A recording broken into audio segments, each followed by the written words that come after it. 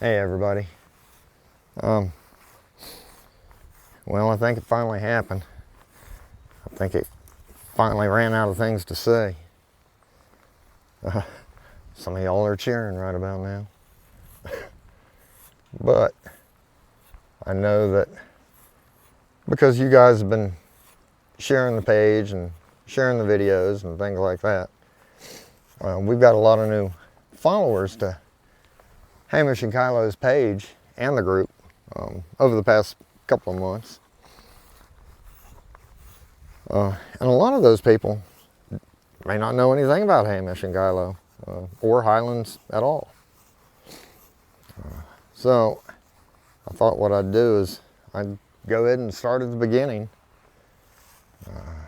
Tell everybody, where these guys came from, a little bit about Highland cattle. Start from scratch. Anybody that's been here for a while won't find anything new, but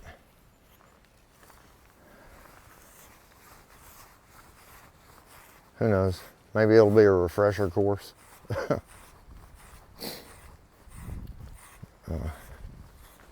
Anyway, these are my two Scottish Highland steers. This is Kylo, and that's Hamish. Highland cattle originated in Scotland.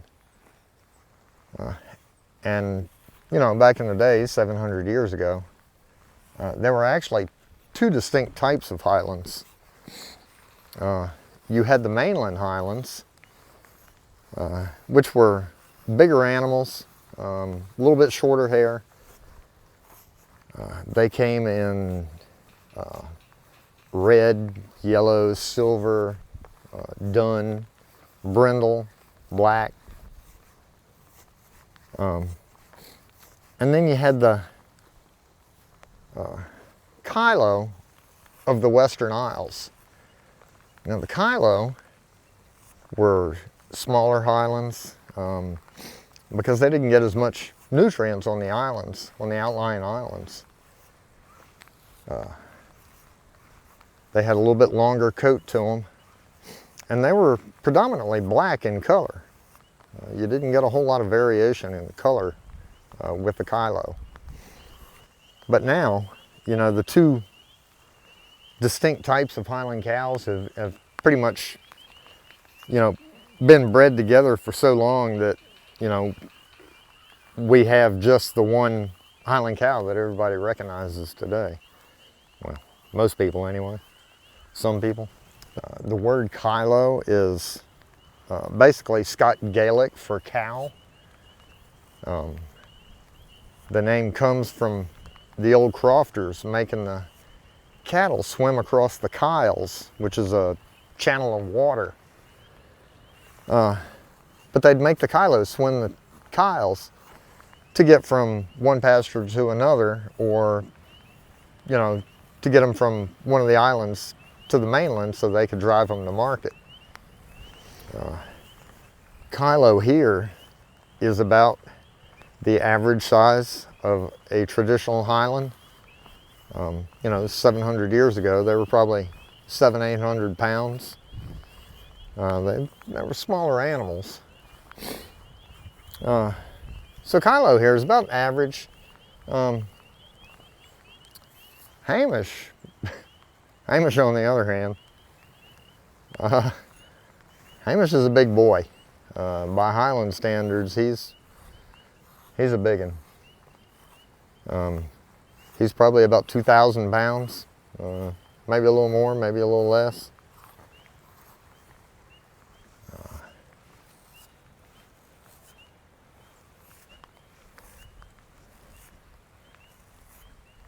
Hamish is actually the anglicized version of the Scott Gaelic for James.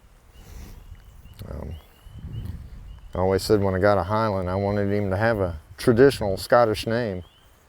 And Hamish is about as traditional as you can get. Before I forget, one of the things that people keep getting on me about is the fact that I call these guys cows all the time? Well, in the first place, don't be so pedantic. And in the second place, you know, I like to keep things simple. A lot of the people that are new to our page don't even know what these guys are. You know, I've had them called buffalo and yaks and, you know, bison, you know, all sorts of things. So when I talk about my Highlands, I just call them cows. You know, pretty much everybody knows what a cow is. Now, technically speaking, a cow is a female that's had at least one calf. Before that, she's a heifer. Hamish and Kylo are castrated males, so that makes them steers, as opposed to a bull, which is an intact male. But a lot of the people really could care less whether or not it's a bull or a steer or a heifer or a cow. You know, they just want to look at the animal. And, you know, believe me, I understand.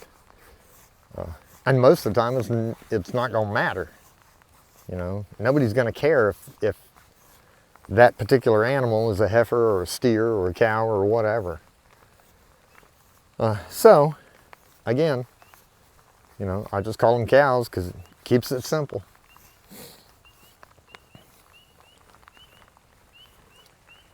Yeah, here comes the rain, buddy.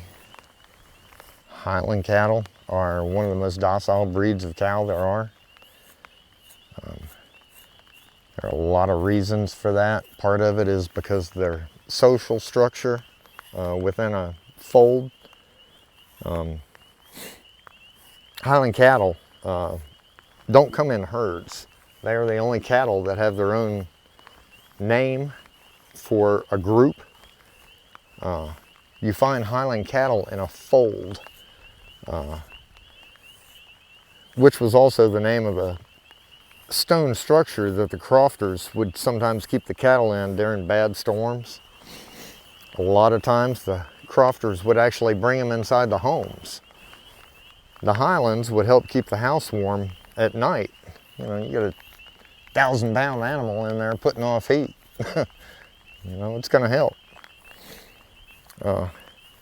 And the house would help keep the Highlands safe from, you know, being made off by wolves or bandits or whatever.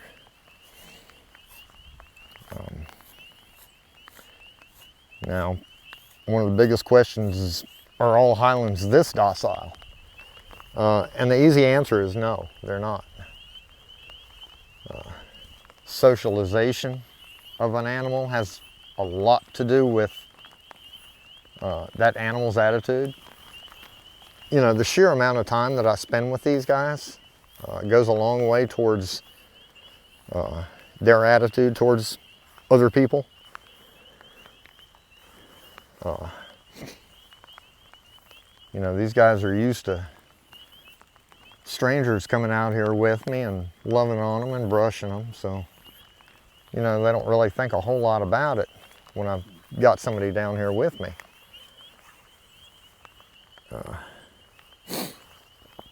You know, a lot of people ask, do I have to brush them all the time?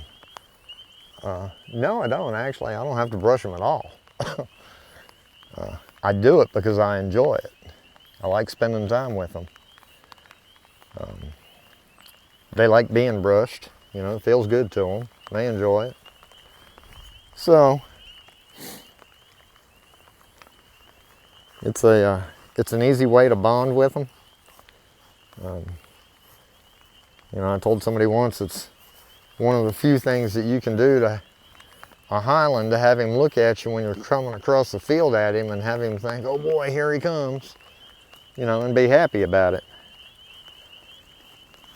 Getting a good scratch is one of them. All right, buddy, sky's getting ready to drop out. I'm out of here. All right. Sorry, bud.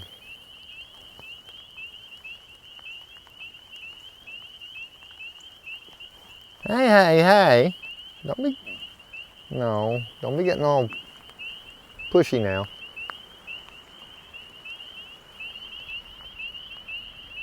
Man, them peepers are loud.